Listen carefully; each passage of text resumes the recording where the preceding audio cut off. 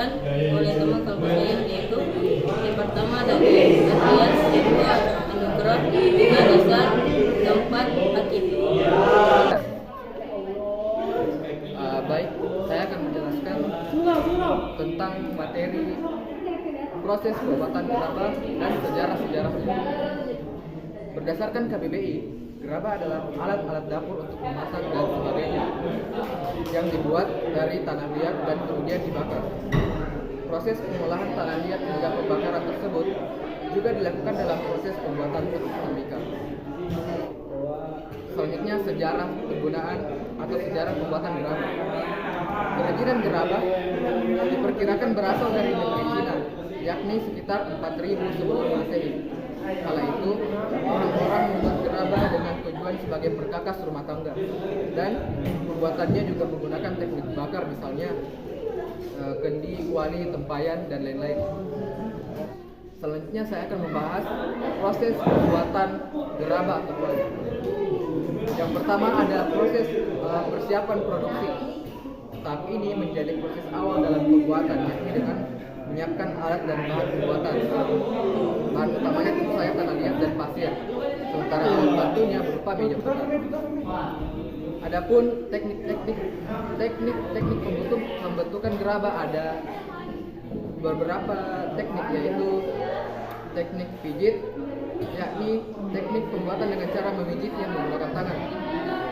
Dan selanjutnya ada teknik gulung, yakni pembuatan dengan cara menyusun komponen tanah liat dibentuk seperti pensil atau bentuk uliran. Kemudian ada teknik slab, yakni pembuatan dengan cara membentuk lempengan tanah liat menyerupai lembaran kertas, kemudian dibentuk sesuai dengan desain yang ada. Kemudian teknik cetak atau molding, yakni pembuatan dengan menggunakan alat bantu cetak. Dan yang terakhir ada teknik putaran, yakni pembuatan menggunakan alat khusus berupa meja putaran atau subak pelari. Kemudian ada proses pembakaran gerabah. Tahap pembakaran ini harus dilakukan pada tungku pembakaran khusus yang memang dirancang sedemikian rupa supaya dapat mengalirkan panas secara merata ke seluruh permukaannya. Kemudian ada penyelesaian gerabah atau finishing. Langkah terakhir dalam proses produksi adalah finishing, yakni dengan memberikan hiasan atau pewarna pada gerabah tersebut. Baik, pada kesempatan ini saya akan menjelaskan bahwa apa sih itu ilmu pengetahuan tentang dukun. Nah, dalam istilah dukun sendiri itu biasanya dipakai untuk orang-orang dalam pedesaan. Namun ada juga beberapa penyebutan nama yang seperti digunakan oleh orang perkotaan, itu biasanya disebut paranormal. Namun keterkaitan akan dua nama ini itu sebenarnya tidak ada bedanya. Cuma banyak orang-orang yang mengistilahkan bahwa paranormal itu adalah dukun. Dukun sendiri itu adalah seorang yang memiliki keahlian di bidang supranatural, dan di mana hari ini supranatural itu sendiri sesuatu hal yang tidak bisa dijelaskan oleh nalar atau bisa dibuktikan secara ilmiah.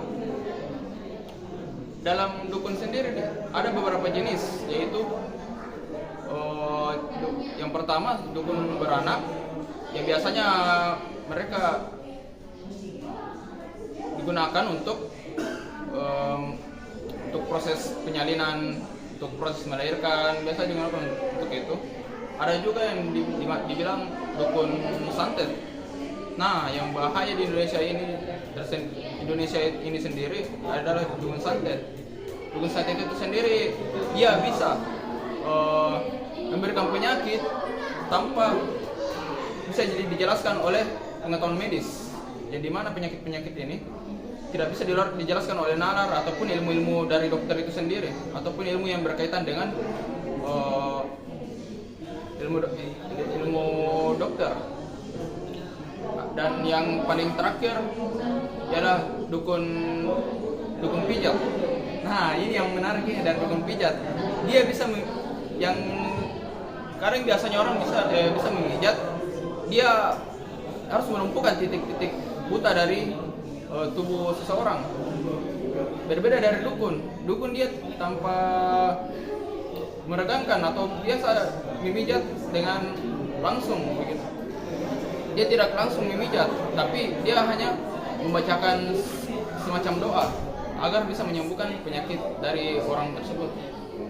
Kali ini saya akan menjelaskan teknik masak tradisional. Di Indonesia banyak teknik tradisional yang digunakan untuk memasak. Di antaranya adalah 1. Besta. Teknik memasak yang juga dikenal dengan besta ini adalah melumuri suatu bahan makanan dengan gula putih atau gula merah. Prosesnya gula dimasuk dalam sedikit air hingga bila diangkat akan membentuk serabut. Pada saat bahan makanan dimasukkan dan diaduk dengan larutan gula, maka bahan makanan akan terbalut atau tertutupi dengan gula secara merata. Teknik ini biasanya digunakan untuk membuat kue gemblong. Yang kedua adalah teknik memasak menyangrai. Teknik memasak ini adalah menggoreng bahan makanan tanpa menggunakan minyak atau cairan lain sedikit pun. Teknik yang ketiga adalah menyetup. Teknik ini adalah memasak makanan dengan sedikit cairan dan minyak di atas api sedang dalam panci tertutup. Cairan yang digunakan bisa susu, santan, atau kaldu. Contoh masakan yang diolah dengan teknik ini adalah opor ayam dan gulai kambing. Yang keempat adalah teknik menyemur. Teknik memasak ini menggunakan sedikit cairan dan cocok untuk bahan makanan bertekstur agak keras. Contoh masakan yang diolah dalam teknik ini adalah ayam goreng kecap. Teknik kelima adalah mengasapi. Sebelum diasapi, bahan makanan direndam di dalam larutan garam atau larutan bumbu agar lebih kaya rasa. Kemudian bahan makanan diletakkan di dalam ruangan berasap dan diasap hingga benar-benar matang, bahkan hingga lebih dari 24 jam. Sekian. Baik, dalam materi kali ini saya akan membawakan tentang cara bercocok tanam. Cocok tanam itu dalam masa purba itu disebut dengan masa revolusi. Dalam masa peninggalan itu terdapat beberapa peninggalan. Salah satunya adalah kapak lonjong dan baling persegi. Bagaimana caranya kita bercocok tanam? Dalam bercocok tanam itu kita harus melakukan penyemaian. Penyemaian itu dilakukan dengan cara memisahkan antara bibit yang tidak layak dan bibit yang tidak digunakan. Dan setelahnya itu kita harus menyiapkan media untuk bercocok tanam, baik dalam media pot atau media lahan. Nah, setelah kita siapkan media-media tersebut, lalu kita siapkan adalah campuran tanah, dan pupuk. Dalam campuran tersebut itu kita menggunakan perbandingan 1:1. Nah, setelah dicampur tersebut, kita harus menunggu selama 3 hari. Nah, selama 3 hari itu kita harus memasukkan bibit yang sudah kita semai ke dalam campuran pupuk yang tadi. Nah, setelah dicampur, kita tunggu selama 3 minggu. Nah, setelah 3 minggu kita campurkan urea ke dalam media tersebut. Nah, lalu tunggu hingga panen. Demikian